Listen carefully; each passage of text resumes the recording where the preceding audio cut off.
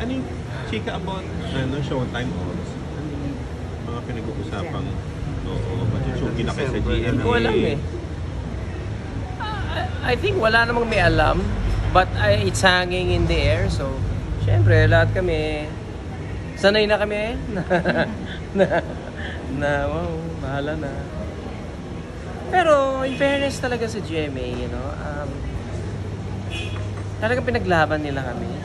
Especially Ma'am Annette. They're very welcoming. Naramdaman namin yun nung ball. Pinaglaban kayo over? I don't know whatever they were doing, but they wanted showtime apparently. So kasi kung hindi naman nila gusto showtime, wala kami, di ba? And I think ang ganda nung preparation. We started with GTV, so nakaramdam kami both ng ligawan, and then we understood each other's relationship and parameters. So yung paglipat sa pagiging main show, lunchtime show ka ng GMA,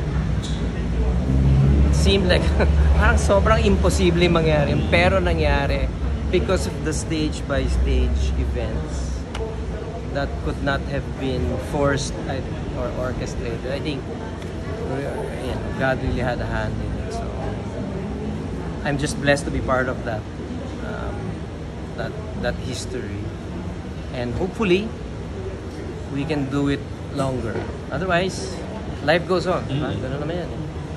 Nakasurvive naman, di ba? Yeah. So hindi totoo yung sir, o 6 months na contract? I don't know. I'm not privy to the dealings. Naririnig ko, but I don't know. I just show up every day and do my work, and that's it. Follow ka na sa showtime also? Total of since 2017 kasi kurado ako for 3 years. Tama ba? Basta naging host ako 2021. So, or 2020. So 4 years. So plus 3, so 7 years.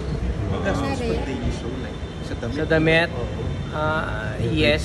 So you have to be adventurous. Tsaka kami talaga nag-uusap.